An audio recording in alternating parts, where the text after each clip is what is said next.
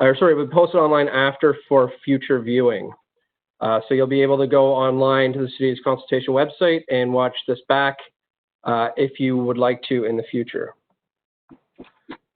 Starting with the land acknowledgement, Toronto, now known as Toronto, is under Treaty 13 and is home to many Indigenous nations from across Turtle Island, including the Inuit and the Métis. It is the traditional territories of the Huron-Wendat, the Nashawabi, the Chippewa, the Haudenosaunee Confederacy, and most recently the Mississaugas of the Credit River First Nations. We are all treaty people. Many of us have come here as settlers, immigrants, newcomers in this generation or generations past. I'd like to also acknowledge those who came here involuntarily, particularly as a result of the transatlantic slave trade. And so I honor and pay tribute to the ancestors of African origin and descent.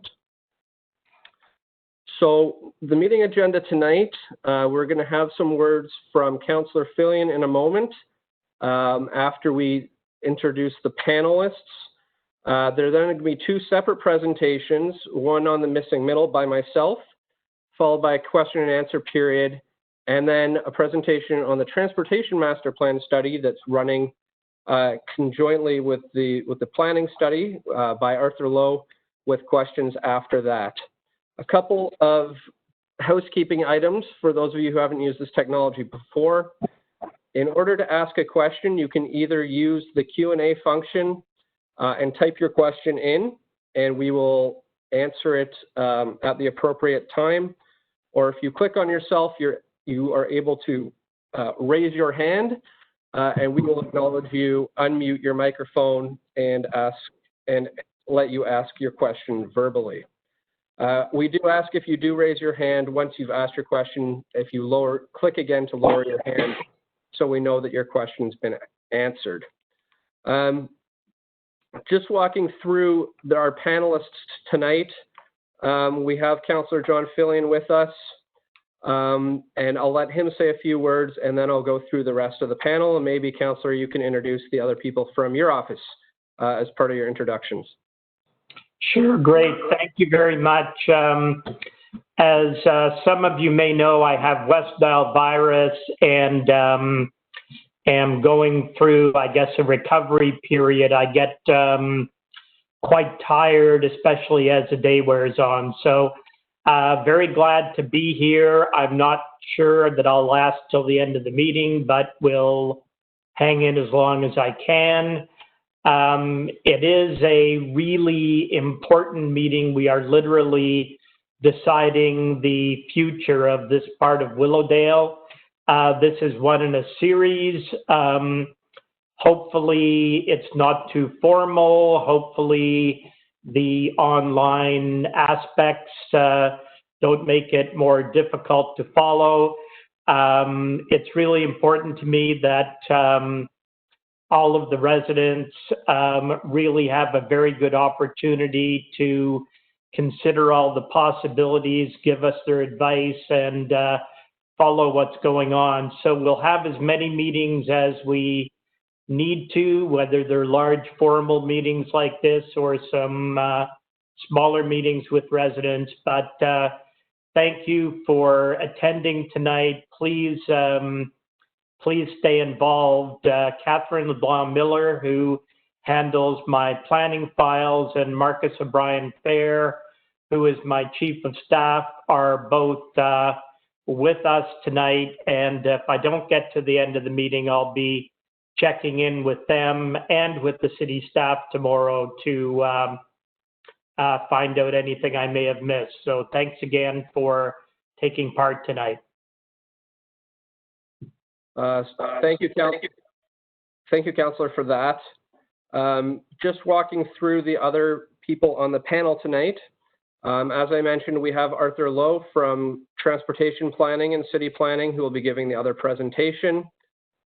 We have Chris Sidler, who is from Lee Consulting, helping on the Transportation Master Plan.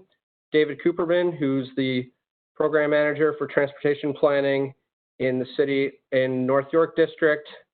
We have Eric Chan from Transportation Services. We have Irene Hauser from Lee Consulting as well, Mackenzie Riggin from Lee Consulting. We have Sheikh Alam from Transportation Planning in North York District, Victoria Foos, who also works in community planning and is co-lead on the study. And we have Mark DiMiglio, who is also in community planning and will be helping facilitate the meeting, especially helping us with the Q&A portion of the meeting. So with that being said, I'm going to move into the first part of the meeting, which is the missing middle housing. We're going to try and keep the two parts separate. So when we hit the end of the middle housing, we're going to be looking and focusing on questions related to that part of the presentation. So if you hold your transportation questions to the second half of the presentation, when we do the transportation presentation, hopefully some of those questions will be answered. And if they aren't, there will then be an opportunity to ask those questions then. So for the questions that kind of come up as I'm going through this, if they're asked on transportation, we're not ignoring you. We're just going to wait for the transportation portion of the meeting in order to address them. So the piece that I want to focus on tonight is related to missing middle housing and how to address that within the study. So you may remember back in May of 2019, it's been a while now, we came out and we did some consultation with the community in an open house. And one of the questions we discussed was about amending the boundaries of the draft policies, and should they be expanded to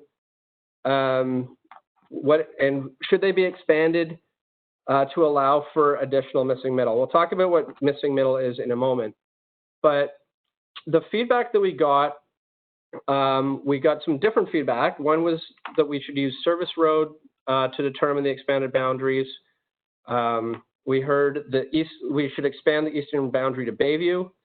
We also heard about expanding it to Hilda and Willowdale, about lining boundaries up to be consistent with the North York Centre secondary plan, which is to the south of this area and runs as far as Cummer and Drury. We got feedback that said you can widen the boundaries, but don't just increase the densities as a result of the widened boundaries. And the boundaries should be proactively addressing redevelopment pressures and not responding reactively to them. So we took that feedback away, and this may be a little hard to see, but what we've done is looked at the northeast quadrant of the study area, especially, which is kind of around a future subway station planned at Yonge and Steeles.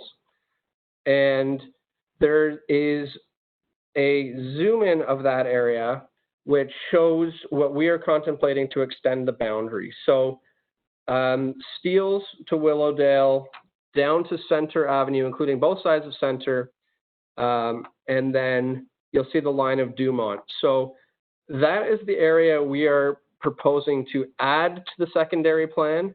The parts west of Dumont would already be in the secondary plan area. So this is the lands that were not previously contemplated. So when we talk about expanding the boundaries, I'll go back a slide and it may help, but there was originally a boundary proposed for where future policy would be made to guide development to address future intensification in light of a subway coming. And we were looking at the boundaries and trying to work out whether or not they were appropriate or whether or not we should extend the boundaries and look at policy changes for a greater area as they relate specifically to missing middle housing. So missing middle housing is kind of, obviously we're calling it the missing middle. So right now there's a lot of detached houses in the city of Toronto. We have a lot of condominiums, and we're starting to see a lot of townhouses, but there's not a lot, we're not seeing a lot of growth of some of these smaller intensification projects, introducing one or two new units on a site that may be smaller and meeting the needs of others, or potentially more affordable because of their sizes, addressing the need for some people and addressing their housing concerns. So these are essentially the building typologies. The official plan designates the area we're looking at in that extended boundary area as neighborhoods. And what the policies in the official plan talk about in 4.1.1 is that there's a number of dwelling typologies that are contemplated in these neighborhoods. And they're detached dwell houses, semi-detached houses, duplex, triplexes, and townhouses, and interspersed walk-up apartments that are no higher than 4 stories. And the image below is intended to help you understand what those different typologies mean. A lot of people understand what a detached house is. A lot of people understand what apartments is, but what are kind of these middle things? So each of these unit types is shown, and each color would represent one unit. So a semi-detached house is a house that's a detached house that's divided in 2, so you get 2 units within the same building footprint. A duplex is very similar to that, except the units are one above the other as opposed to side by side. Triplexes are a 3-story version of that. Townhouses are side by side, and walk-up apartments, as you can see, are multi-unit buildings in that type of form. So obviously there can be variants to this, but this gives you an idea of what we talk about when we talk about these different built forms. So I want to focus on two built forms and just kind of discuss the impacts that we have that are potentially there or potentially not there and what we can do. So this is an image. There's 2 images here. The image on the left is a typical residential street right now, kind of in Willowdale. It is not any specific street. You'll see we've sketched in drawings. And then on the right, what we've tried to do is sketch in a duplex and show you kind of the changes that would make. And you may have difficulty seeing which one's which. So you'll see it's the one that's circled there. So a duplex can look very similar to a detached house. It's simply the fact that it's been separated into 2 units, allowing for 2 families to live within the same building envelope. So through the development of specific policies for this area, we may be able to introduce this type of building typology, which respects and reinforces that existing physical character, which is our goal for intensification in neighborhood designations, while still allowing for a small level of intensification. The same thing we've done for you to illustrate what a triplex would look like. Same thing, this is a typical Willowdale street, left and right representing with and without a triplex. You'll see again, we've modified the sketch to add a triplex in on that street. And the purpose of these is to show you, what does a triplex look like as far as ownership, and how do you get more families into the same kind of building size footprint? And then what does it actually look like? And what could it look like? And then our ideas are that we could bring forward policy here which would allow for this moderate level of intensification, allowing for some smaller residential units to provide for housing for people within this neighborhood, but doing so in a way where the policies make sure that these buildings respect and reinforce that existing physical character. So having those front yard setbacks that we're familiar with, having those building heights, massing, that type of thing. That is kind of the concept behind introducing this missing middle building typology. So it's a building typology that's contemplated in the official plan, but in neighborhood designations broadly across the city. But how do we make them fit within this neighborhood in a way that respects and reinforces it and doesn't change the character of your neighborhood, while at the same time allowing and providing for this building typology. So before I get into the next steps in the study, I'll leave it on this slide here. I'm wondering if anybody has any questions related to either the boundaries or the building typologies. And I'm going to turn it over to Mark, because I know I saw some questions that came through as I was talking. So Mark, if I've missed something there, please let me know. Or if anybody wants to ask a question verbally, please raise your hand. We have a written question from Kim Lawrence. How many houses are anticipated to be expropriated for the extension of Beecroft? So I think we'll leave that one for Arthur when we get to the transportation section, because that Beecroft extension is more transportation related, but we will get to that question. Did we miss any other ones?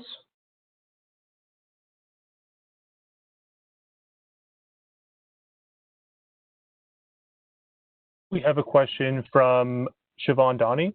How is accessibility addressed in walk-up apartments, duplexes, and triplexes? How do they meet AODA standards? Are elevators required? So some of those are building code related questions. The short answer is that when they file for building permit, they'll have to make sure that they meet all the building code with regards to accessibility and design. So if the building code requires an elevator, they would be required an elevator.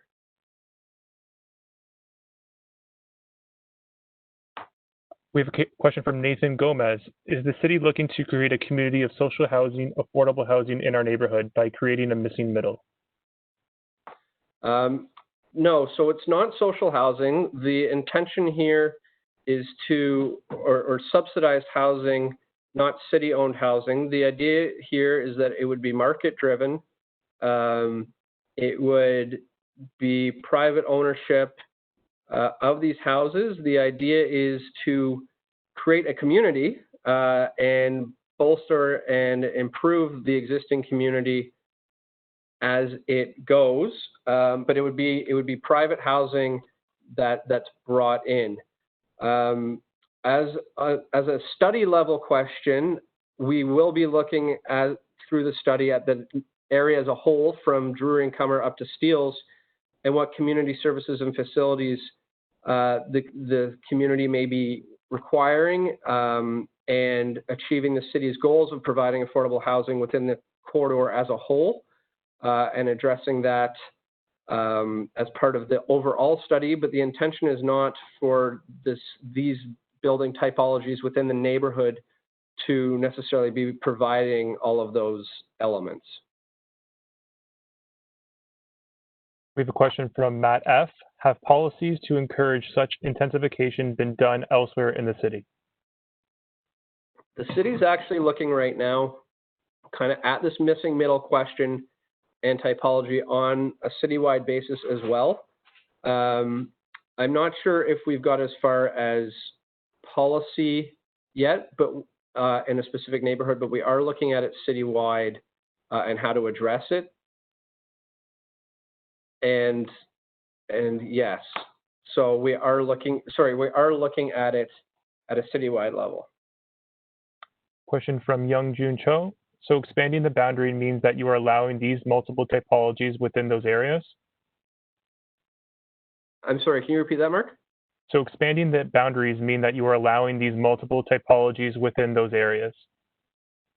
Yeah, so the idea would be that within those areas, we would write specific policy to introduce these building typologies.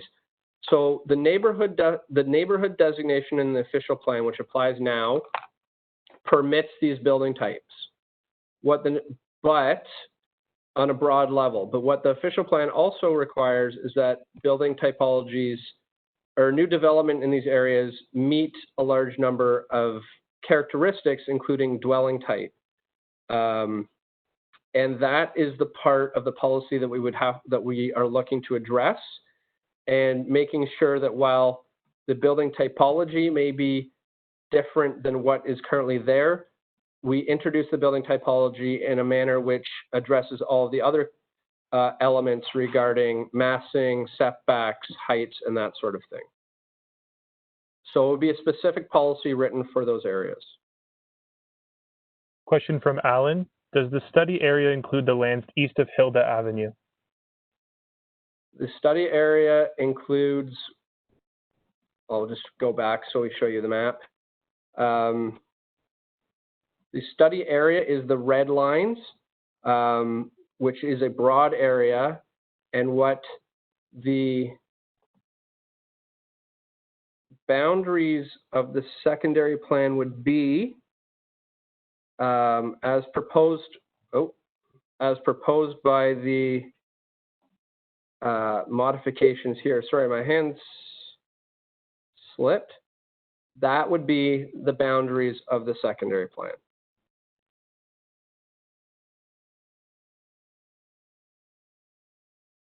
Question from Anne-Marie Branch. Why do you need a new policy since semis and triplexes already exist? So those are historical, where they exist. So the policies right now talk about respecting, the words are respecting and reinforcing the existing physical character, and it talks about prevailing building typologies. So one unit here or there wouldn't be part of the prevailing building typology. So introducing a new one would not meet that policy. So that's the policy that we're really kind of focused on, as far as it's the policy we would be really focused on if we were to write these policies to allow them. Question from Mark Puvralati. Is the new addition to the study area going to further delay the process? And if so, how long? I don't think so. Our intention is to move this forward. I'll get into the next steps and timing in a minute, wrapping up the Q&A session, but we don't think that it will slow the process down.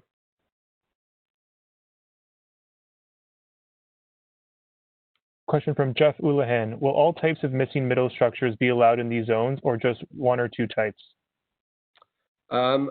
We're currently looking at all of them, and we'll have to do some more analysis to see whether or not they all fit. I'd be happy to hear people's feedback on whether they think duplexes and triplexes are the two that are the two that are most appropriate, or whether they think something else is more appropriate.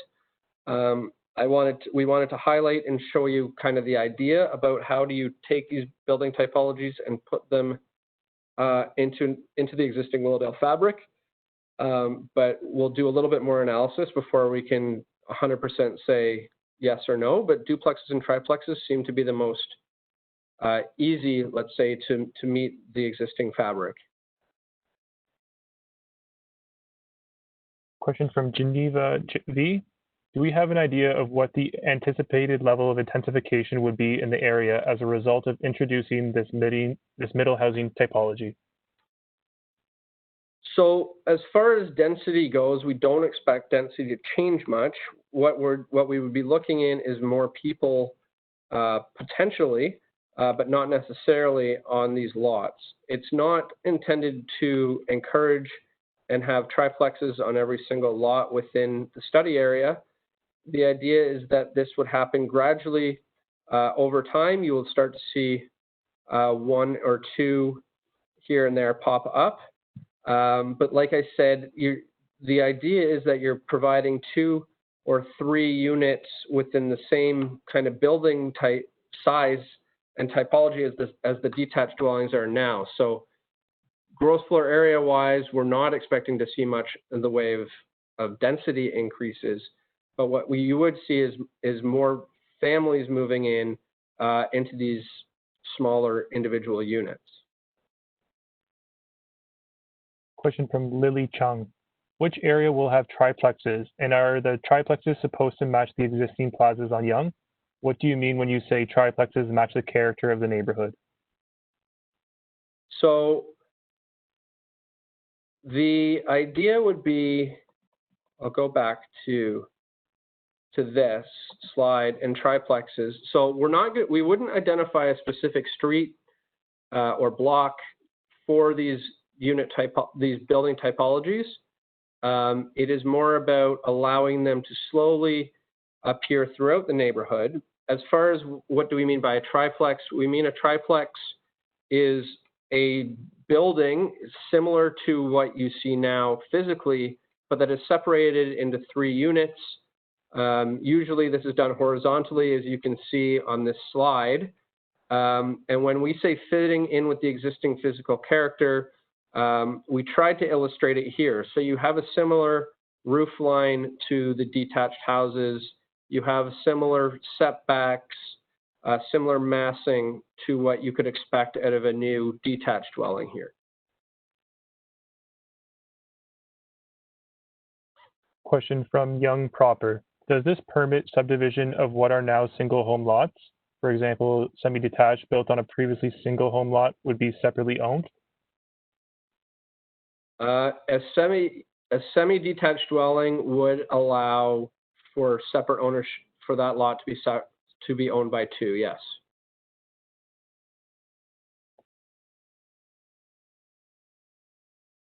Question from Jeff Ulahan. Why not add some missing middle zone close to Yonge and Finch? Why just at northeast end? So the secondary plan that we're looking at and the focus of the study, it goes from Cummer north. We're not focused at Yonge and Finch at this time. We're looking more Cummer to Steeles in anticipation of future growth and intensification from the planned subway extension of Line 1 into York Region.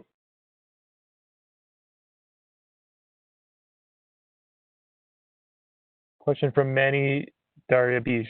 In the triplex's case, would only the ground level unit have access to the backyard? That's a level of detail that would probably be left up to the individual person developing the unit. So we would look at the ownership level and allow for this building type, which could be subdivided into 3 separate units. How those units interact with the rear yard. Is there a stair from the top floor to the rear yard and it's more of a common element? That's something that would happen on a case-by-case basis. Question from Todd Trudell.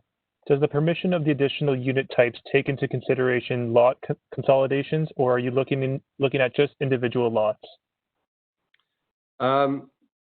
The idea would be that these would be on individual lots as they exist now. Question from Azadeh Haidari. Given that a complete community requires the addition of businesses, is the city considering introducing new business/retail in the area as well? Within neighborhood designations, you can have small scale. I think the idea is that the retail street on Yonge Street is still the focus for retail and office space.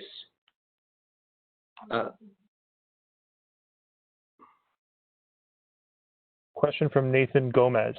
If more families or seniors move into these homes, they will likely need vehicles to get their kids to extracurricular activities in Vaughan. Where do vehicles parking spaces fit into these areas? So I might leave that up to Arthur when he deals with the traffic study and the TMP and talking a little bit more about that and active transportation. Question from Manny Dariabish.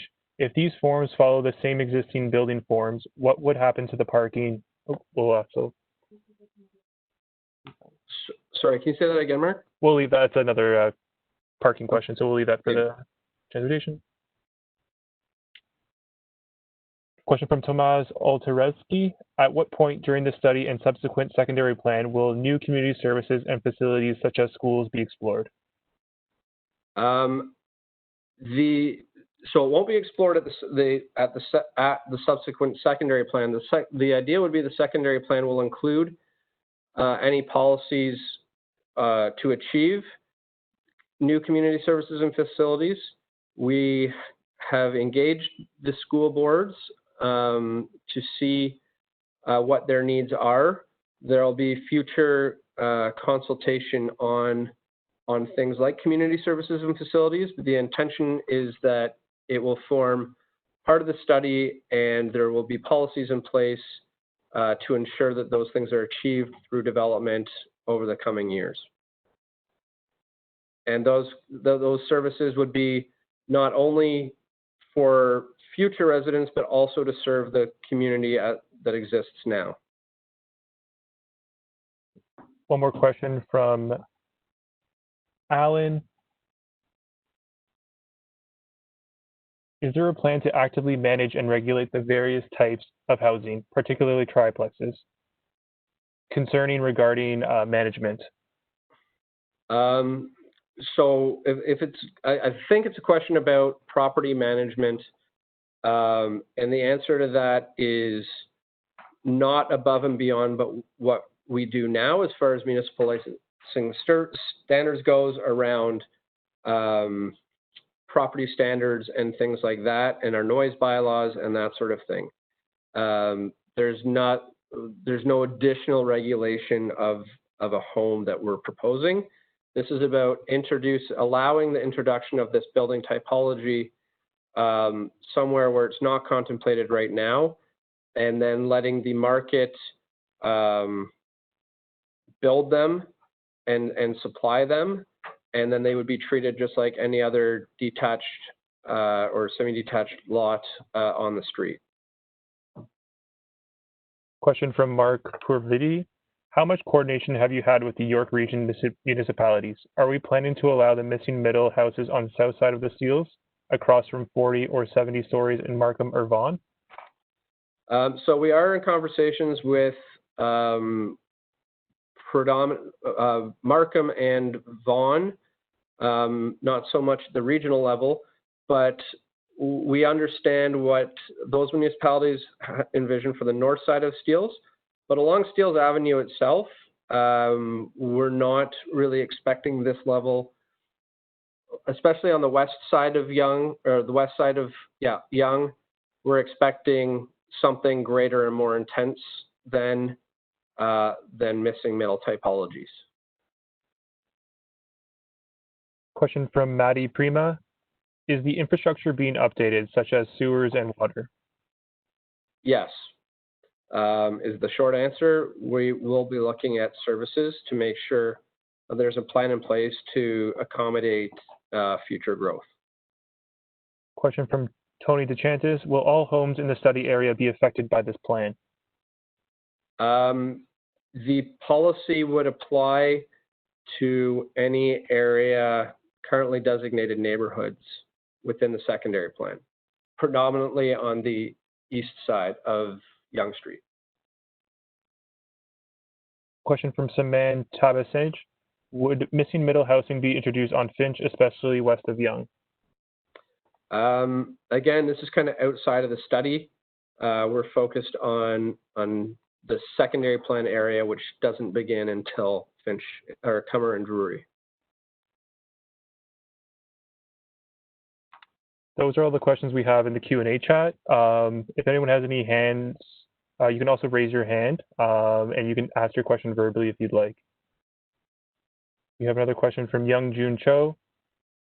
Are you looking at more intensive development under Steeles and west of Yonge, as in condos? Yes. So if you look online on the studies webpage, there's some information already there. The southwest corner of Yonge and Steeles is designated mixed use as it stands right now, and that intersection would have a subway. So we would be expecting more intense development than single, detached, that sort of thing. We'd be looking at mid-rise and tall buildings.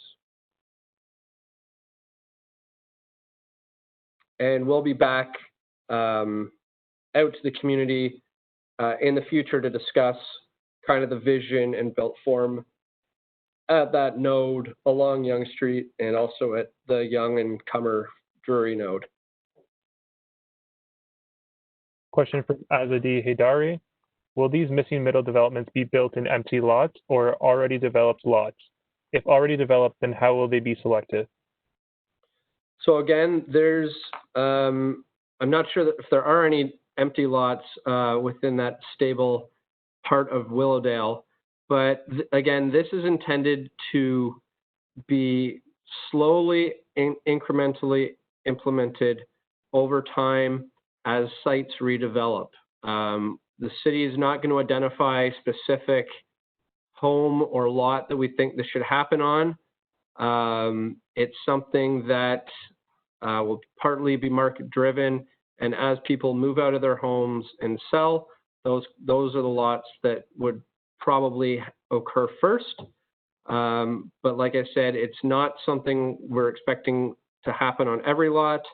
We're certainly not expecting to have everything to happen in a year. It's something that's intended to happen slowly and incrementally over time. One more question from Mark Purvati. Markham is proposing a 480 plus story on Steeles Avenue East. Why not on the Toronto side, east of Yonge? What's the difference? So right at Yonge and Steeles, I don't know that 40 stories is the right question, but we are looking at more intense development at that node. That's why we're looking more farther east than right at Yonge. Those are all the current questions in the Q&A. Okay, great. So I'm going to move on then. Thank you for those questions. They were really good. And thank you for your feedback. We're going to take all of that back. So as far as where we're at and where we're going from here, we're out to you now to understand and look at the boundaries and get some feedback on the missing middle idea. And we heard, I think, some of your concerns through the questions you've asked. We are going to go back and we're going to test and confirm these ideas further, and also test and confirm the development at the nodes where the future subway stations are. So at the Yonge and Steeles intersections, at Yonge and Cummer Drury intersection, and then along the spine of Yonge in between. And what does that look like? We will then come back out. We'll do further consultation. We will bring draft policies out to you for consultation, and then move the vision forward. We had originally told you that we'd hoped to be done by the end of the year. Because of COVID disruption, that's not going to happen. But we are expecting to move this study along. We would like to implement this vision for you and give you and provide some guidance for the future development of this part of the city. So we will be moving it forward and hopefully out to you soon with other things, including more work on the transportation master plan. As we move things forward and report to the design review panel and community council with draft policies for their consideration. And with that being said, I'm going to turn it over to Arthur now in transportation planning, who's going to walk through the work that we've done on the transportation master plan, especially looking at the existing conditions in the study area.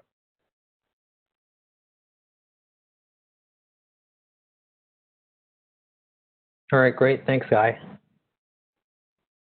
So if everyone can see me. Hi, everyone. My name's Arthur Lowe. So I'm a senior transportation planner with the City of Toronto. And just want to mention again, I'm working with other city staff on this. So David Cooperman, Eric Chan, and Sheikh Alam. And we're also working with Lee Consulting on the transportation master plan. And we have some members of the Lee team today. So that's Irene Hauser, Chris Sidler, and Mackenzie Riggin. So in the next 20 minutes or so, I want to give you an overview of the existing transportation conditions in the study area.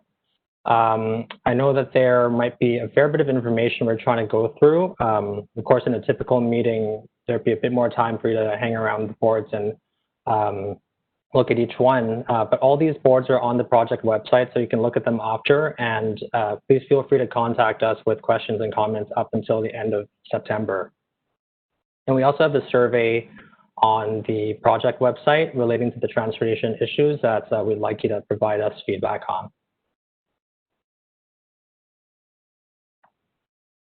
So starting off, what is a Transportation Master Plan? So the purpose of the Transportation Master Plan, or TMP, is to recommend transportation infrastructure policies and programs to be implemented over time. It identifies a problem or opportunity to be addressed and evaluates potential solutions to address it, along with public and stakeholder feedback.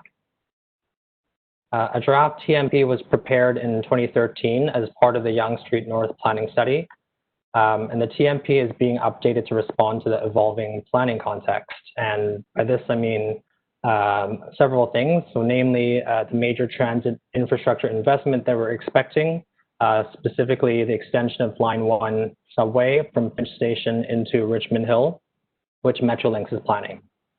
We're anticipating existing and future development pressure along the Yonge corridor.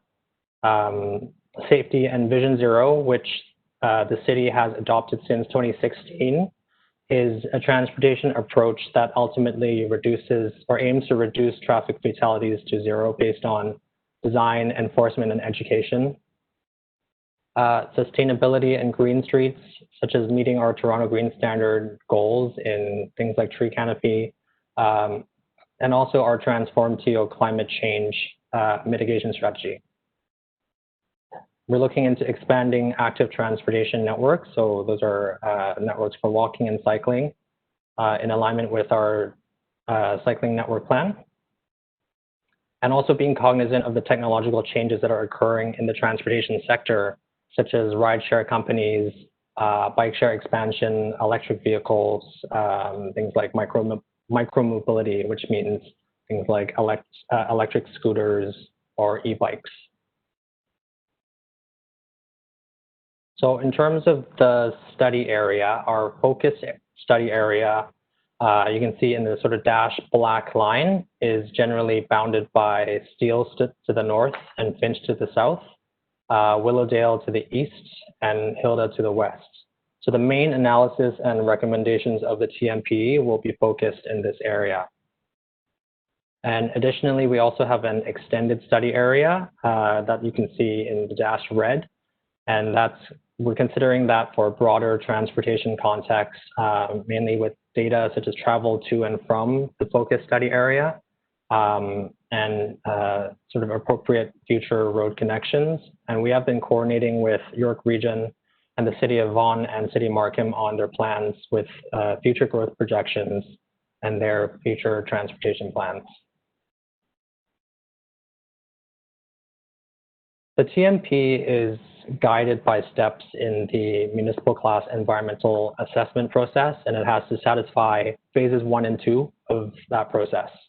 So by the end of the TMP, we will have established the problem and opportunity to be addressed, reviewed existing conditions and anticipated future growth, identified and evaluated potential solutions to address these problems, identified a preferred solution, and also an implementation plan.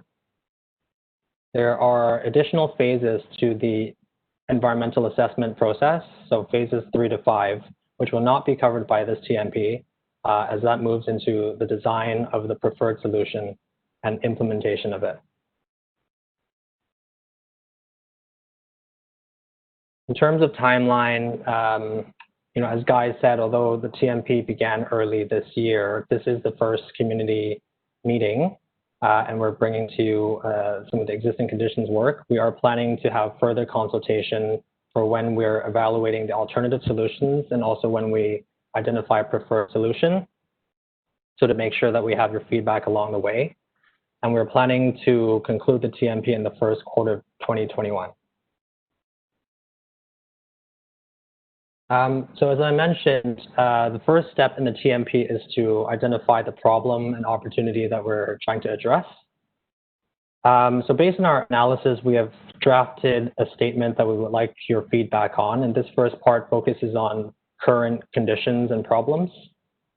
So the Yonge Street North area is anticipated to accommodate additional transit supportive development with the northerly extension of the TTC Line 1 subway. This area is currently characterized by existing development patterns that are not transit oriented, deficiencies in pedestrian and cycling infrastructure, discontinuous north-south and east-west roadways, and insufficient capacity and infrastructure for travel by various modes. And so this second part focuses more on the opportunity for improvement. So Yonge Street will be a distinct corridor with a vibrant public realm where intensification will be focused. As the area responds to development and rapid transit improvement, there's strong opportunity for it to evolve in a manner that reduces auto dependency, supports sustainable travel choices, improves road connectivity, improves safety for all users, and manages transportation demand through multimodal strategies and infrastructure.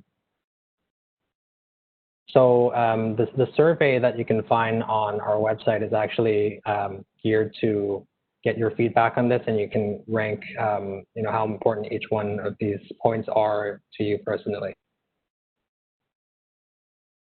So just to give some background information, so this is based on 2016 data from the Transportation Tomorrow survey for the GTA. We observe about 82,000 trips that are made to and from the focus study area every day. And 44% of those trips are made to and from North York. 26% of those trips are made to and from York Region, and 24% are to and from other parts of the City of Toronto.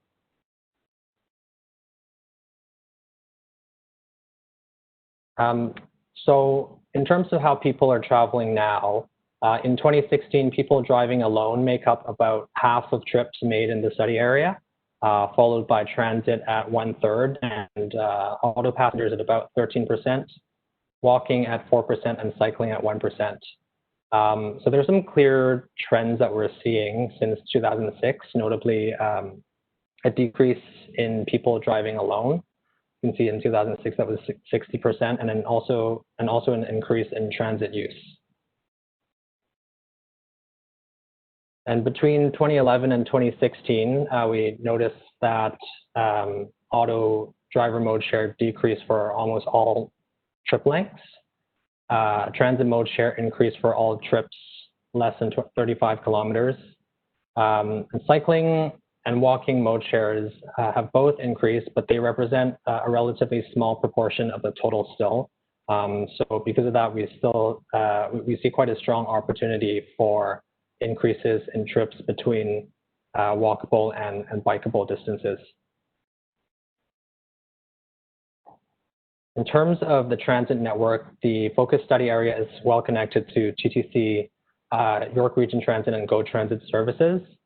And a lot of the bus routes are concentrated on arterials like Yonge Street, but with the subway extension and a new planned station at Steeles, we anticipate there still will be bus service on Yonge between Steeles and Finch, but there may be opportunities for reduced bus services.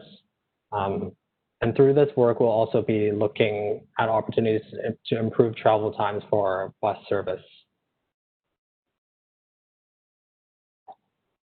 We undertook an analysis of the pedestrian network using a multimodal level of service method, and gives us a score between A and F, depending on how attractive and safe the area feels for walking. And this is based on things like sidewalk width, how much buffer space there is between the sidewalk and the road, the volumes on the streets, and speed limits. So I know you see a lot of colors here. Generally, green shows a more favorable pedestrian-friendly environment, and the red represents the opposite. So sort of in between there is Yonge Street, and we see strong opportunity for improvement there. A lot of the sidewalk widths are inconsistent and may not meet our current city standard widths.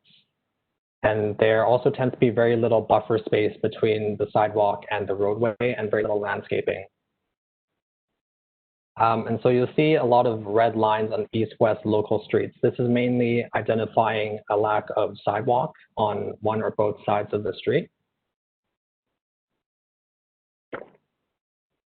And something else to note is also the relatively large block lengths, especially east-west.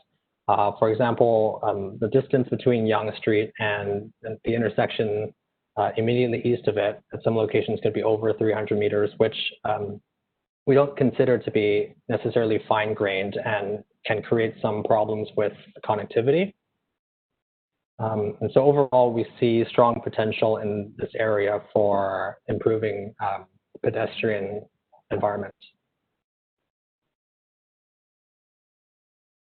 In terms of the cycling network, there's generally a lack of any dedicated cycling facilities in the area, but the city's cycling network plan does identify near-term cycling facilities for Willowdale. And the city is also working on improvements to accessing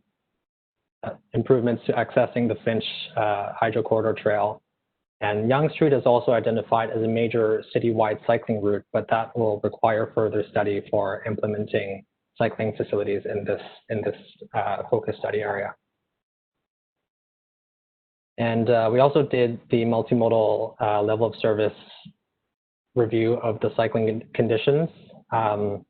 Looking at things like the travel speeds that people biking are exposed to, and the presence of cycling facilities. Generally, we do see some safer conditions on the local streets, but because of the somewhat disconnected nature of it, especially north-south, it still creates a bit of an issue. And Yonge Street, in its current state, we don't see as a attractive or safe cycling route. So lots of opportunity for improving conditions for cycling in the area as well. In terms of vehicle traffic, we reviewed 2019 traffic counts at various intersections to determine intersection operations, and also looked at travel speed data to determine areas of congestion. On these maps, you're seeing the average intersection delays to vehicles with the morning peak period to the left and the afternoon peak period to the right. And where you see the red circles, those represent the highest vehicle delays, averaging over 50 seconds of delay compared to the yellow and green, which are lesser delays. And we also know that there are not very many alternate routes in this area, particularly north-south, parallel to Yonge. So you can kind of start to see that disconnected pattern.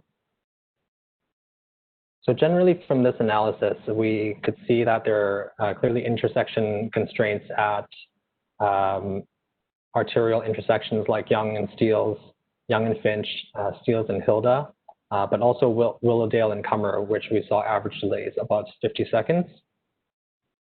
And the speed data also helped us to indicate areas of congestion, such as average speeds of less than 30 kilometers on much of Yonge during the peak periods. But with lower vehicle speeds, we'll also be looking at it from a safety lens to see if there's any opportunities to reduce speed limits where appropriate. And so generally looking at the traffic conditions, we'll be looking at the opportunities to reduce intersection delays by adding road lengths and to improve connectivity for all road users. Looking at collision data, so we looked at collision data over 5 years in the focused study area. And we found that most collisions that caused death or serious injury were those that involved pedestrians or cyclists. So the figure on the left shows all collisions involving pedestrians or cyclists, and on the right, the ones that involve death or serious injury. And so in terms of our overall takeaway points here, I think it's, you see the mid-block locations, particularly south of Yonge and Cummer to be a potential problem area where there were two collisions causing serious injury. And that might indicate to us an excessive block length or lack of opportunity to cross at a safe location. And so this data suggests to us that more can be done to improve safety in the area, such as by ensuring that traffic signals are located close enough to allow for controlled crossings, but also things like pedestrian priority signal timing and doing intersection design improvements. Sorry, this is just to recap. So yeah, there's opportunities to improve safety in the area, such as through intersection design and looking at areas at mid-block locations.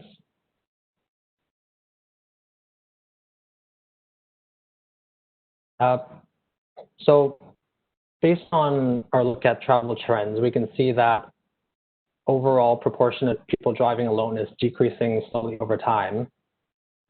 And this trend can be supported by the availability of shared and sustainable mobility services. And so what we mean by this are services such as car share, bike share, and in terms of the sustainable mobility, things like public electric vehicle chargers and public bike parking hubs that give people options and help to reduce auto dependency over time. This map is, a little tricky to decipher, but generally it's showing that where these services are located. And we do see some around Finch Station and further south in Northwark Center, but hardly anything in our focus study area. Excuse me.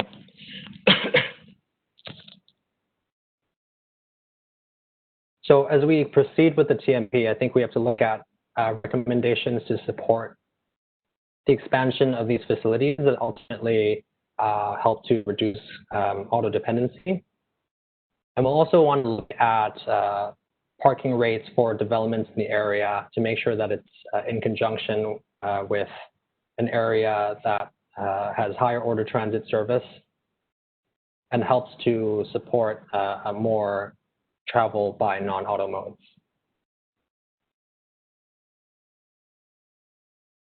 So we've also prepared existing conditions reports for documentation and to meet the EA requirements. And this includes assessment of any environmental features, built cultural heritage and archaeology. And generally speaking, no significant environmental features were found in the study area, which is consistent with an urban environment. And we've also made note of heritage properties that have been documented and areas with archaeological potential where further assessment will be required prior to future developments or any land disturbing activities. So in summary, the key points of the existing conditions review, we are expecting major transit investment to bring growth over time to the focus study area. We see many opportunities to improve the pedestrian environment and the cycling network, including connections to the new subway stations. We see opportunities to improve road safety, particularly at mid-block locations. We see traffic congestion issues on arterial roads and also not many alternate route choices due to a rather disconnected road network. There's a lack of shared and sustainable mobility facilities to support less car-dependent travel modes. And our study will also review options to reduce traffic impacts of new development, including reviewing parking policies.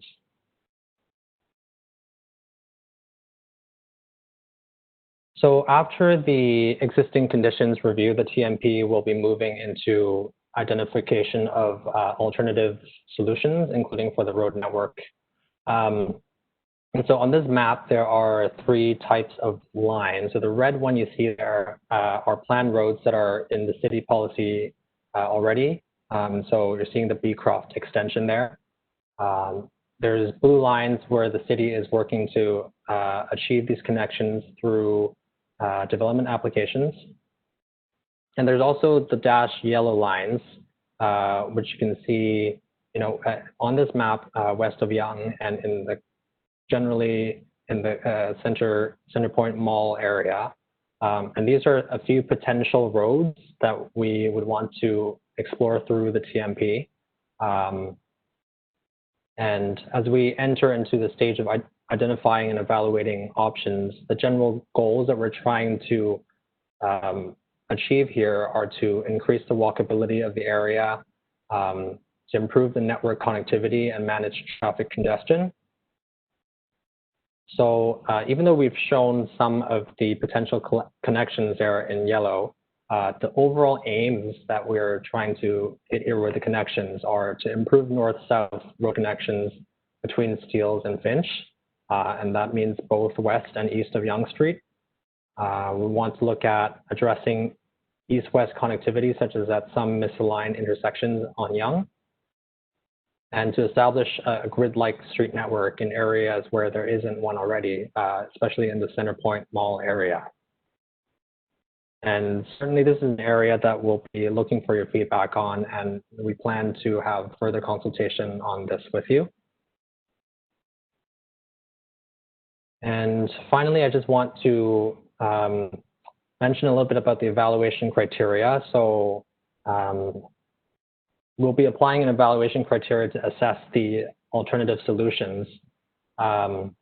And so those solutions are not just limited to the road connections, but also things like the active transportation infrastructure, parking policies, and strategies for shared mobility.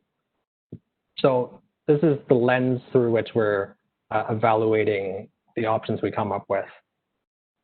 And so on this board, you can see the general categories here. There's 8 general categories. So going into a little bit more detail.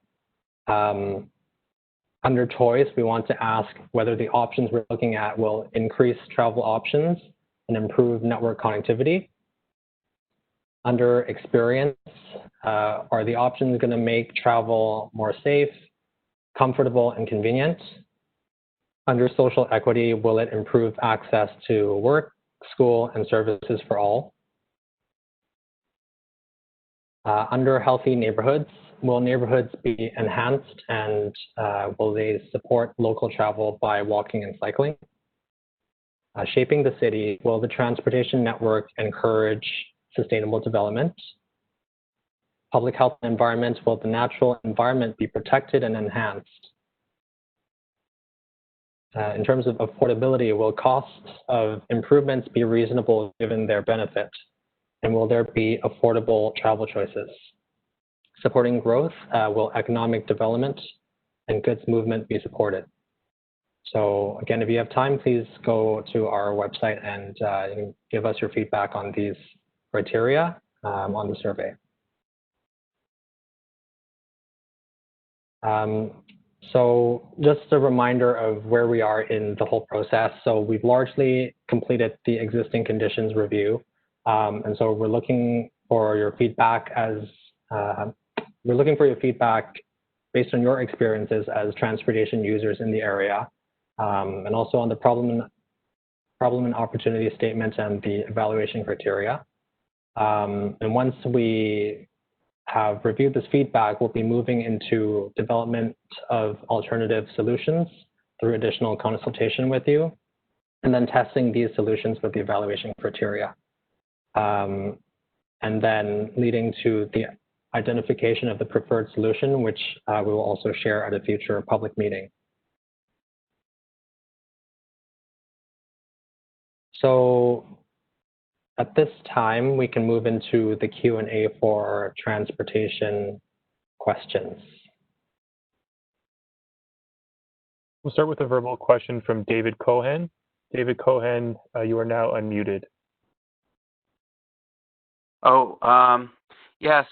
Where, if these houses are all suddenly going from 1 to 3, like triplexes, where are people going to park with three families instead of 1? So part of our review will be looking at the parking zoning bylaw that applies to this area. And this applies to all developments in the area. And we'll be looking at the appropriateness of how it applies to a more transit-oriented area. I'm wondering if Eric from Transportation Services might have something to add there.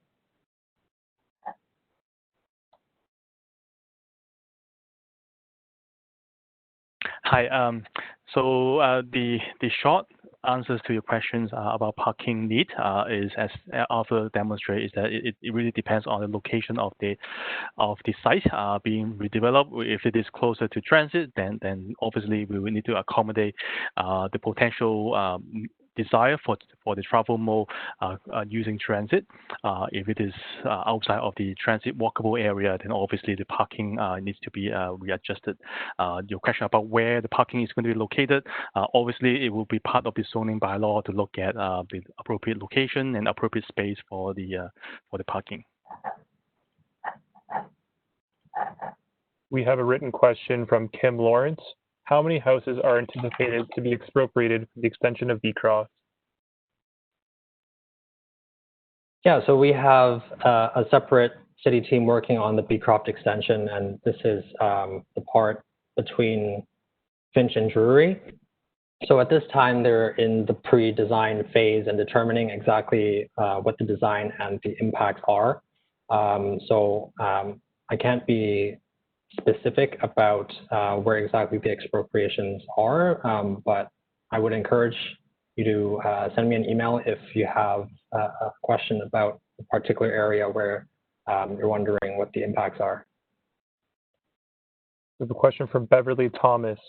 How will traffic increases be managed as a result of intensification on streets such as Cummer and Drury? So I'll start with this, and then I think our team at Lead Consulting can help with this as well.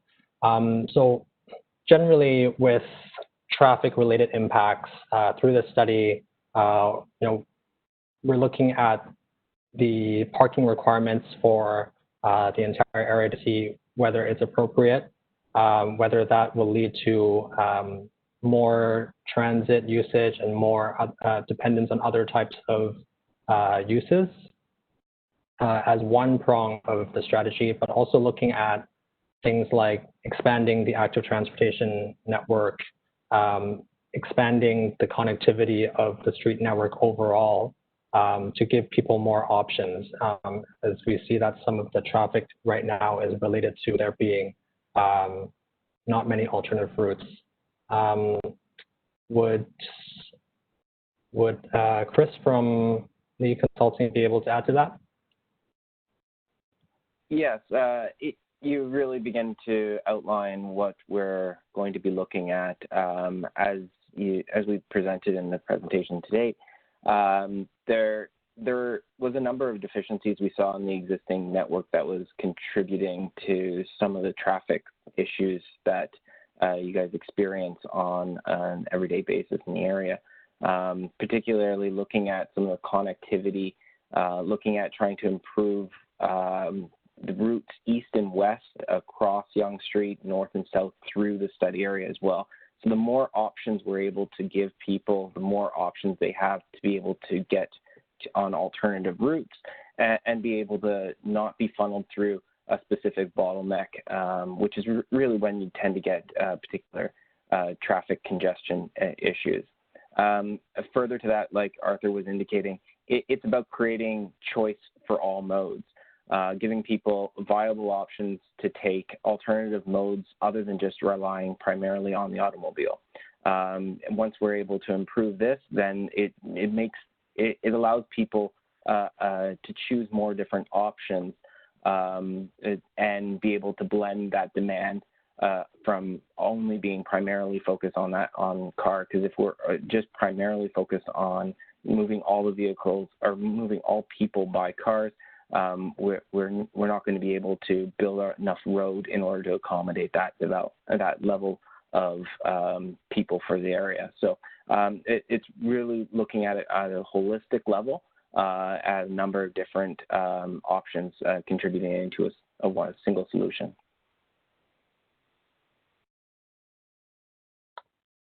We have a question from Kim Lawrence. Will the transportation master plan address safety issues related to street lighting, which is horrible on side streets? Neighborhoods are very dark at night, not safe to walk in.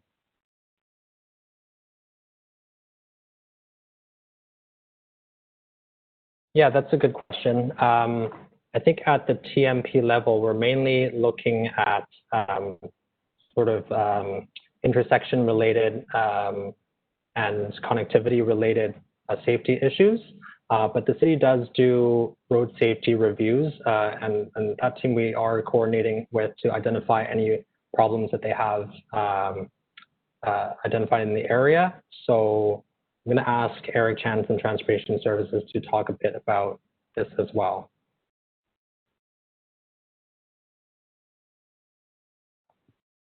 Sorry, can you repeat the question? Will the transportation master plan address safety issues related to street lighting? Yes. So not only street lighting, traffic safety have a lot of different factors. Illumination is one of them. So if it is part of the contributing factors directly relating to the safety for all road users, then definitely it will be part of the solutions. Question from Kim Lawrence. Are there any plans to move and or add commuter parking at Steeles when the new subway is built? Will the TTC bus hub remain at Finch? I'm going to ask David Cooperman to answer, please. Yes, so both those questions relate to the Yonge North Subway extension, and I guess I need to point out that the current design of that subway extension is under review by Metrolinx. They're leading that work. We're certainly participating in that with them, but they do offer and will be offering opportunities for consultation and feedback as well on that separate project. That said, as I understand it, commuter parking is meant to be focused at the terminal station at the ends of the line, so further north in York Region. I don't know that there's dedicated parking to be provided at Steele Station, commuter parking. However, as I mentioned, that design work continues. It hasn't been confirmed yet. I expect that to be done. That's in progress, so that's in the works over the next year or so, and we will be finding out more then. Similarly, that also applies to what happens at Finch Station. Certainly there is an opportunity with the extension of the subway potentially to change how Finch Station functions and to move some of that parking potentially to use some of the lands around Finch Station for a different purpose, but until the design is confirmed, we can't yet confirm one way or another. We have a question from Nathan Gomez. The city's 2016 Labor of Work and Migration study noted that 51.8% of the people in the study area commute outside of Toronto to work and move here due to proximity to the 401. How will the lane reductions on Yonge, Finch, Willowdale, and Steeles have?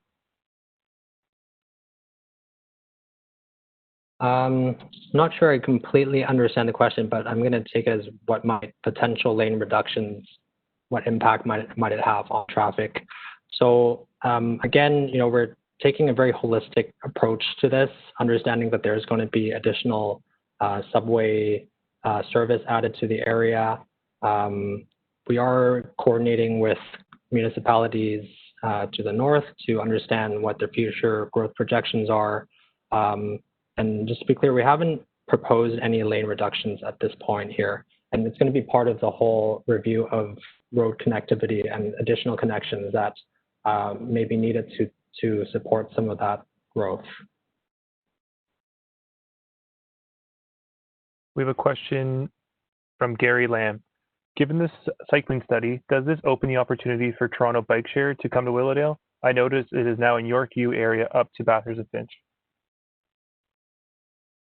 Yeah, we've been talking to our colleagues in Toronto Bike Share, and this is certainly an area that they would be open to introducing services in the future. Now, they haven't said when, and there's no definite plan that they've identified at this point, but they certainly see, with the pieces lining up and with the additional transit service, that this can be an opportunity area for expansion.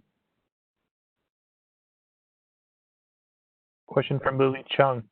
One way to decrease auto dependency is to increase availability of parks and recreational programs. Parents have to drive all over the place for their kids. If more programs and spots were available, families could walk. What can be done to make this happen?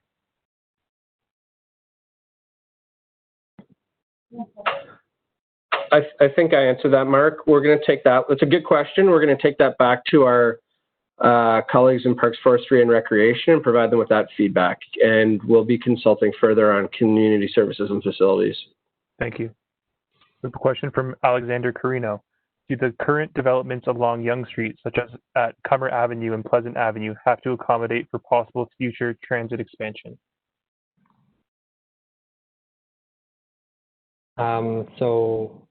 Yeah, I think if I can ask Lee Consulting to help with this question as well, but generally, again, we are anticipating scenarios with the future transit expansion, and that's going to have an impact on the road network and the active transportation network that we would need to be in place to bring people to the transit. Would someone from our lead team like to add to this? The only other thing is I would add, with respect to current developments and what might need to occur from a transit expansion perspective, the question is related more to what is needed from a station design perspective coming up from at the surface. That is still something that is being worked out, as David had indicated. That work is ongoing, and as that develops, they will be going through a process of figuring out how much property they actually do require for the stations themselves, and as a result of that, what the implications might be on the immediately adjacent developments. We have a question from Anne-Marie Branch. Has anyone considered a shared access public transit option for using YRT use between Finch and Steeles? Both ways that would definitely reduce car dependence. May I ask David Cooperman to answer this? Yes, so definitely we see this a lot at boundary areas between municipalities where service integration and fare integration can potentially help to increase transit ridership.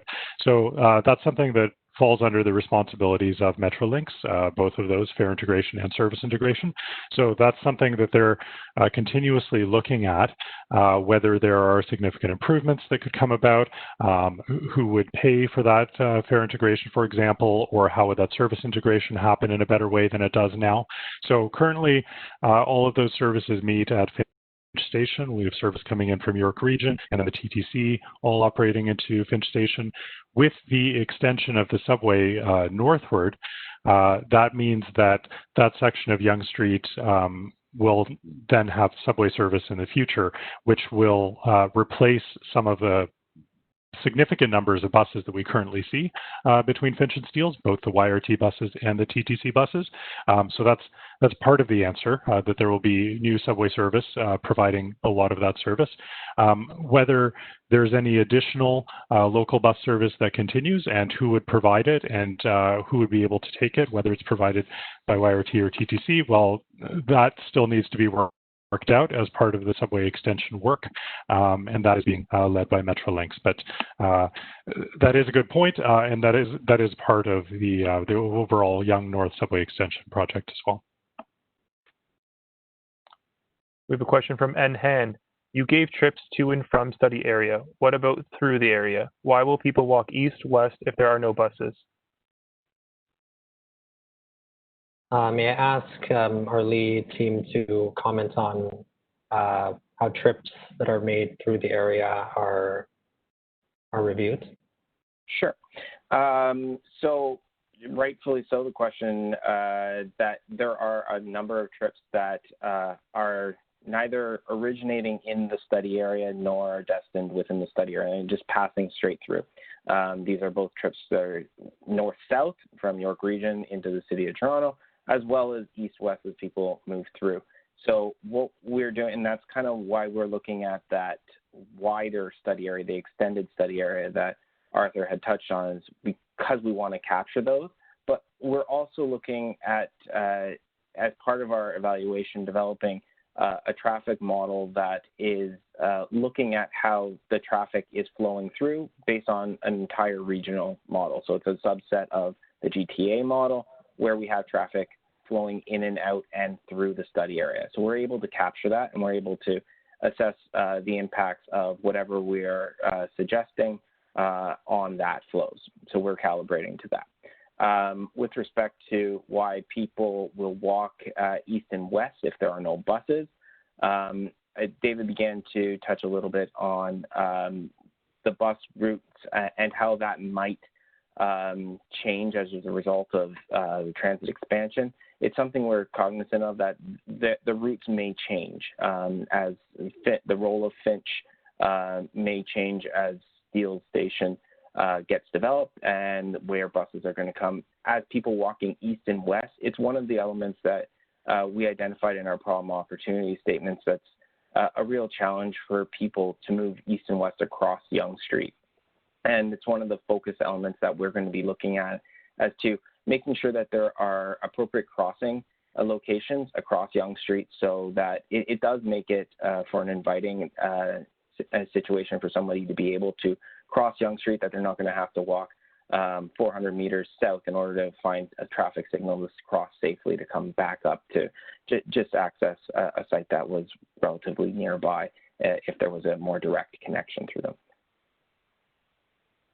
We have a question from Evelyn Page. Which of the evaluation addresses the speed at which people can travel? There is serious congestion in the area, but I don't see any evaluation criteria that would speak to that improvement, which is badly needed. Chris, would you like to speak to that as well? Sure. One of the evaluation criteria is experience. So that's where we will be looking at the user experience and how they're able to move through the area, and how easy it is for them to move through the area, or conversely, how difficult it is. Question from Edward Skira. The Beecroft extension looks good. Why isn't the same contemplated for a Doris extension to Steeles? So there's a few questions about the road network and sort of the next steps around the road network. So I'll try to address them all. So generally, I'm going to go back to this slide. We're trying to look at this from the perspective of increasing the network connectivity and walkability and traffic congestion. And so with an emphasis on making north-south road connections. So that is certainly something we'd like to consider through this process. We haven't shown all our thoughts here because we want to hear from you. And certainly when you get in touch with us or do our survey, please provide us with your thoughts on where you think there might be needs for additional connectivity or areas to sort of alleviate that traffic congestion. And so we will be planning additional consultations to work through some of these network issues.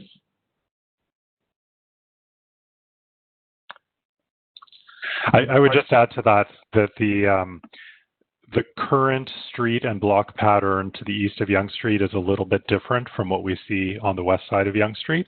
And that's why we have to put a little bit more thought to that, and why also we, as Arthur mentioned, need to collect a bit more feedback as we get into that, identifying alternatives to also improve connectivity east of Yonge Street.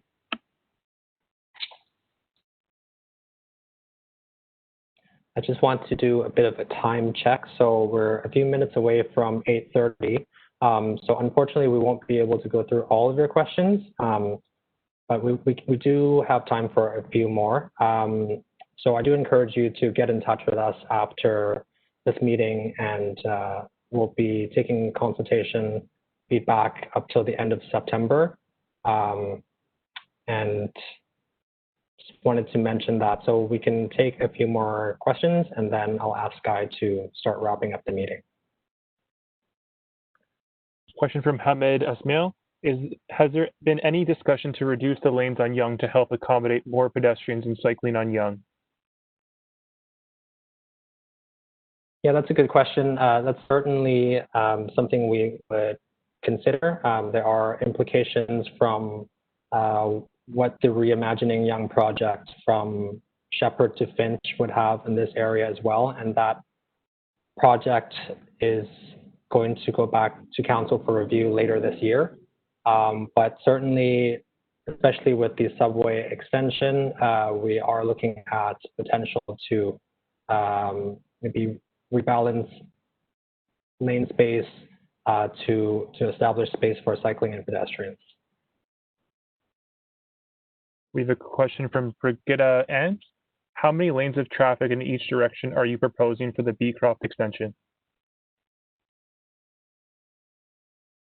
The Beecroft extension, which is currently planned for Finch and Drury, has 2 lanes of traffic in each direction, as well as bike lanes.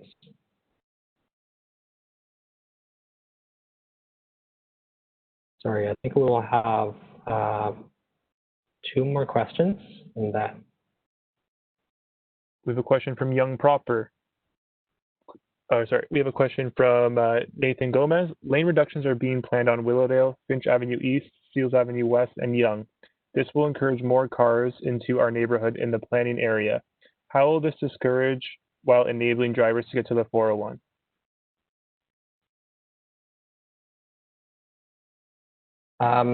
So I think we answered a similar question. You know, we'll be trying to take a quite holistic approach to this, to looking at, you know, developments and their parking requirements. We're looking at active transportation. We're looking at additional connectivity.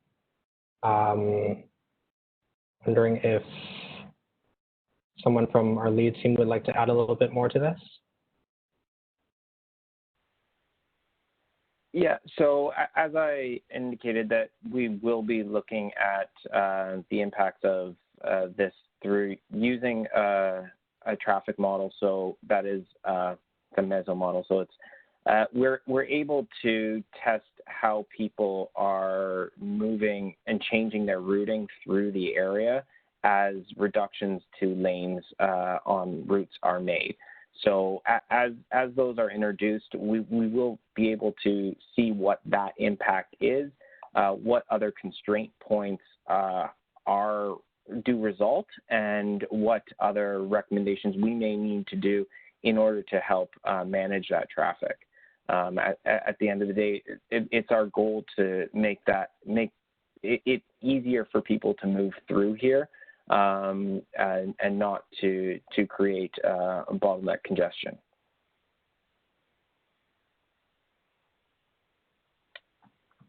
We have a question from William Pham. Are additional bike lanes, such as extension of the current Willowdale bike lanes or possibly on Yonge, being considered? Is it part of the plan? So currently the city's cycling network plan does identify Willowdale from Bishop to Steeles to have bike lanes. That is a separate process, and I understand there needs to be additional consultation with the community as well as TTC for that to happen, but that is in the city's plans. And certainly we are looking at opportunities for cycling facilities, possibly on Yonge, as they may be appropriate.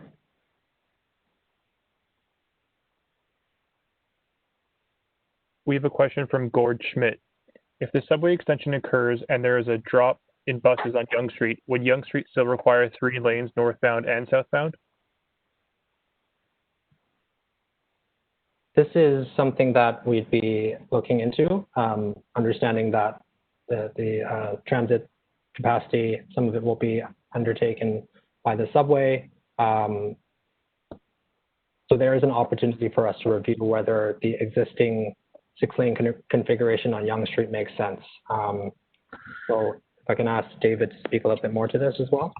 Sure. I guess an important point to add to that is that the current configuration of Yonge Street between Finch and Steeles, yes, it is 6 lanes in each direction, but that curb lane during peak periods is actually an HOV lane. So it's for carpools, it's for buses, it's already being used for those purposes.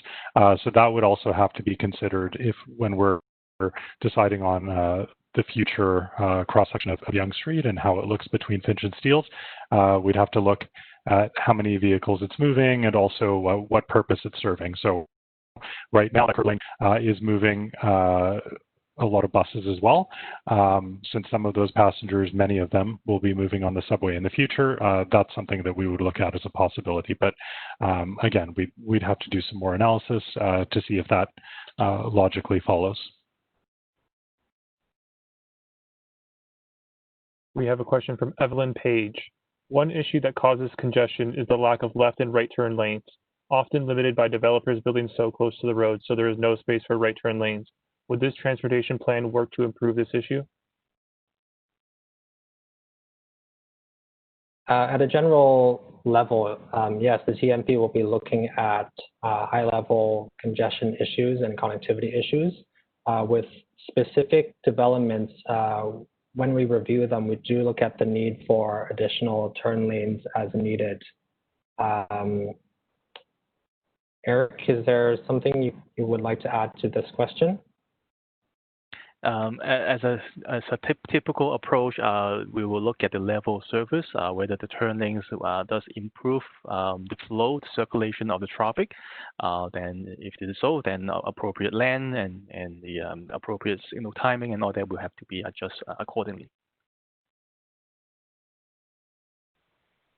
If I could, Arthur, just one other point to add in there.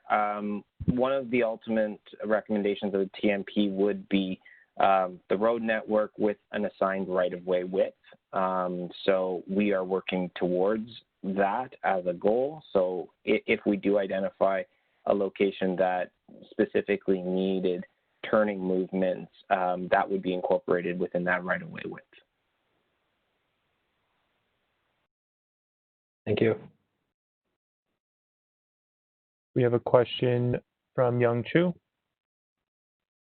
Will lighting pedestrian signals and mid-block crossings be considered along Yonge?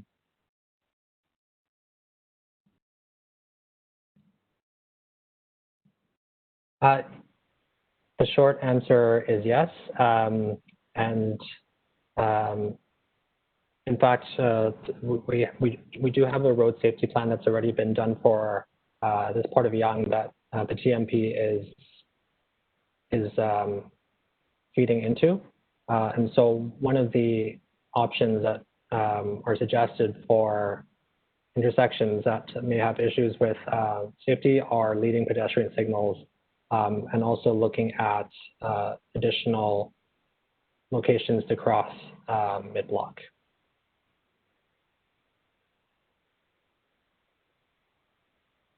We have a question from Young Chu. Are you considering property expropriation for the Lavier North-South connection?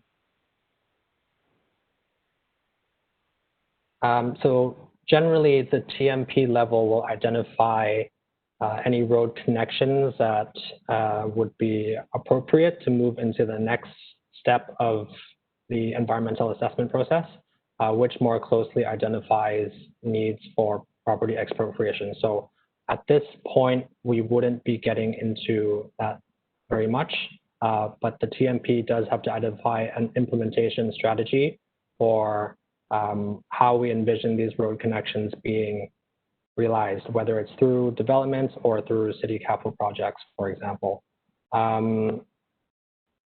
Chris, would you like to add a little bit to this? I think you hit it right on. It's the level of detail that we're going to be taking it to. We're beginning to outline what a right-of-way would be required. We're not going to be getting it down to the specific properties that we'll be identifying. That will be done through one of the later stages in the EA process when they begin to actually specify out the design of the road and the specific property requirements that are necessary.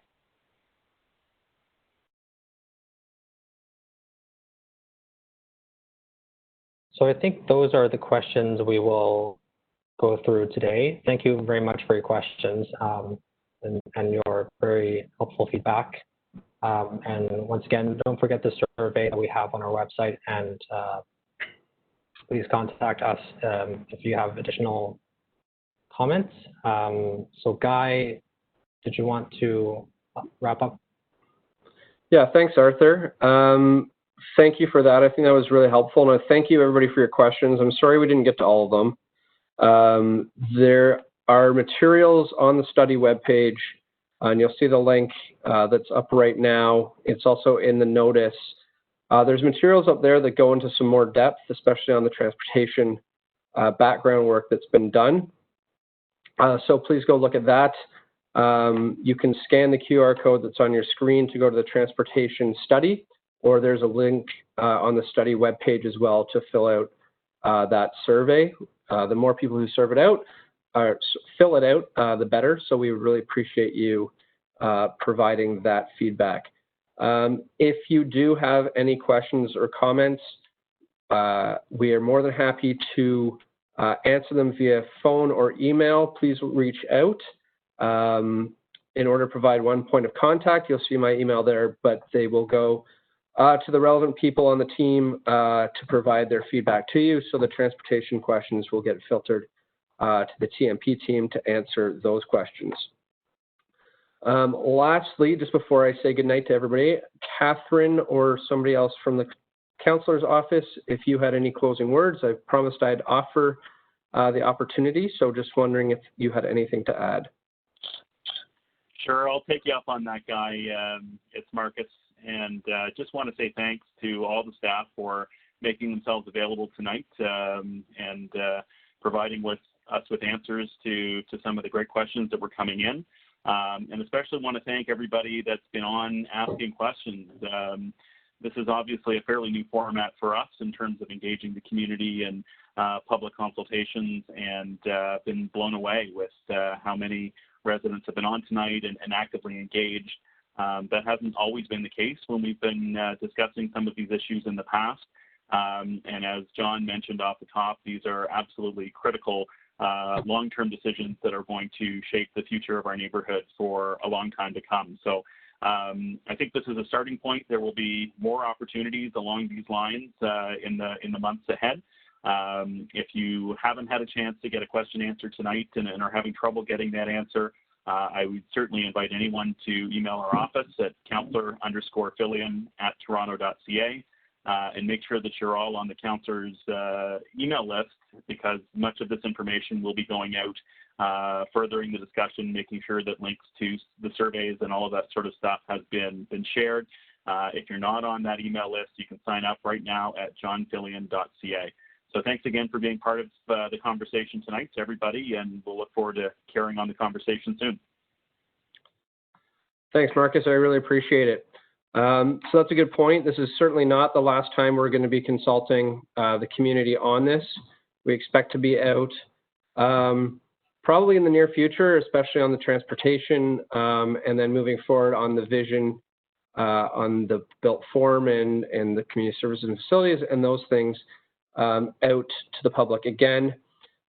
Lastly, just so you're aware, the materials tonight are posted on the study's website now under the meetings tab, and you can go to the September 9th community consultation tab. This has been recorded, as I mentioned at the start, and this will also be posted online for you to go back and watch. If you would like to relive tonight's event, or if you had some troubles with your connections, it will be available there. So thank you very much, everybody, for coming, and thank you in advance for filling out our survey and providing your feedback as we move forward through the study. Have a great night.